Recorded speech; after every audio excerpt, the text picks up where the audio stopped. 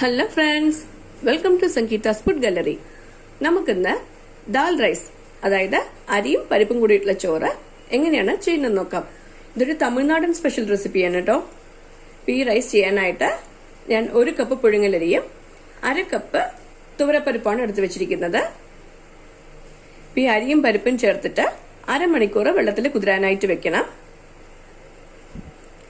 ഇപ്പൊ കണ്ടില്ലേ, ഈ അരിയും പരിപ്പും കൂടെ കുതിരാൻ വെച്ചിട്ട് അരമണിക്കൂർ ആയിട്ടുണ്ട്. ഇനി നമുക്ക് ദാൽ റൈസ് ചെയ്യാനായിട്ട് തുടങ്ങാം. ഒരു കുക്കർ ചൂടാക്കാനായി വെച്ചിട്ടുണ്ട്. ഇതിലേക്ക് 2 ടേബിൾ സ്പൂൺ ഓയിൽ ചേർത്ത് ചൂടാക്കിയെടുക്കണം. ഈ ഓയിൽ നന്നായിട്ട് ചൂടായിട്ടുണ്ട്. ഇതിലേക്ക് 1/2 ടീസ്പൂൺ ജീരകം ചേർത്ത് കൊടുക്കുക. 1/2 ടീസ്പൂൺ കടുക് ചേർത്ത് കൊടുക്കുക. 1 ടീസ്പൂൺ ഉഴുന്നുപരിപ്പ് ചേർത്ത് കൊടുക്കണ്ട. ഇനി ഇതൊന്ന് ചൂടാക്കിയെടുക്കണം. ഈ കടുകൊക്കെ പൊട്ടി തുടങ്ങിയിട്ടുണ്ട്. ഇതിലേക്ക് 1 വറ്റൽമുളക് പൊട്ടിച്ച് ചേർത്ത് കൊടുക്കാം. ഇതിലേക്ക് 15 ചെറിയുള്ളി കട്ട് ചെയ്ത് വെച്ചിട്ടുണ്ട്, ഇത് ചേർത്ത് കൊടുക്കാം. 6 അല്ലി വെളുത്തുള്ളി കട്ട് ചെയ്തത് കൂടെ ചേർത്ത് കൊടുക്കണ്ട. ഇനി ഇതൊന്ന് വഴറ്റി കൊടുക്കണം. നിങ്ങൾക്ക് ചെറിയുള്ളിക്ക് പകരമായിട്ട് സവാള വേണമെങ്കിലും ചേർക്കാം. കുറച്ച് കറിവേപ്പില ചേർത്ത് കൊടുക്കാം. 1 പച്ചമുളക് കീറിയത് ചേർത്ത് കൊടുക്കണ്ട.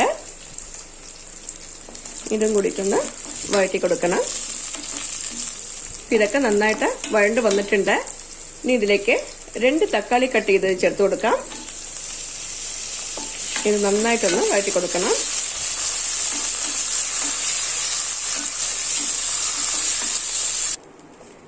ഈ തക്കാളിയൊക്കെ നന്നായിട്ടൊന്ന് വാടി വന്നിട്ടുണ്ട്. ഇനി ഇതിലേക്ക് 1/4 ടീസ്പൂൺ മഞ്ഞൾപ്പൊടി ചേർത്ത് കൊടുക്കുക. 1 ടീസ്പൂൺ സാമ്പാർ പൊടി ചേർത്ത് കൊടുക്കണ്ട. 1/2 ടീസ്പൂൺ മുളക് പൊടി ചേർത്ത് കൊടുക്കാം. ഇതൊക്കെ കൂടിയിട്ടൊന്ന് മിക്സ് ചെയ്ത് കൊടുക്കുക. സാമ്പാർ പൊടി ചേർക്കുമ്പോൾ ഇതിന് നല്ലൊരു ഫ്ലേവർ കിട്ടും കേട്ടോ. നിങ്ങളുടെ കയ്യിൽ സാമ്പാർ പൊടി ഇല്ലെങ്കിൽ മുളക് പൊടി മാത്രം ചേർത്ത് കൊടുത്താലും മതി. ഇതൊക്കെ നന്നായിട്ട് മിക്സ് ചെയ്ത് കൊടുത്തിട്ടുണ്ട്. കുതിരാൻ വെച്ചിരുന്ന അരിയും പരിപ്പും കൂടിയിട്ട് ഇതിലേക്ക് ചേർത്ത് കൊടുക്കാം. ഇനി ഇതൊക്കെ കൂടിയിട്ടൊന്ന് യോജിപ്പിച്ച് കൊടുക്കുക.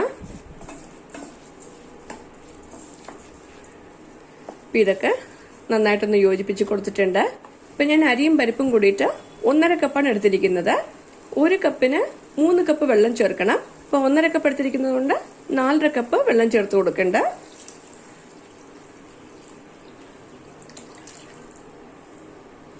ആവശ്യത്തിന് ഉപ്പ് ചേർത്ത് കൊടുക്കുക. മിക്സ് ചെയ്ത് കൊടുക്കാം.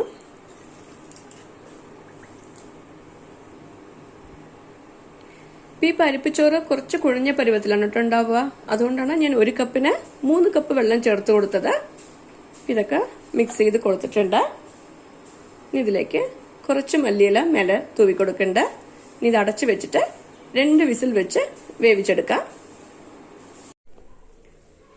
ഇപ്പൊ കണ്ടില്ലേ, നമ്മുടെ ദാൽ റൈസ് റെഡി ആയിട്ടുണ്ട്. ഞാൻ 2 വിസിൽ വെച്ച് 5 മിനിറ്റ് സിമ്മിൽ വെച്ച ശേഷമാണ് ഓഫ് ചെയ്തത്. ഇനി ഇതൊന്ന് ഇളക്കി കൊടുക്കുക. ഇത് നല്ലോണം വെന്ത് വന്നിട്ടുണ്ട്.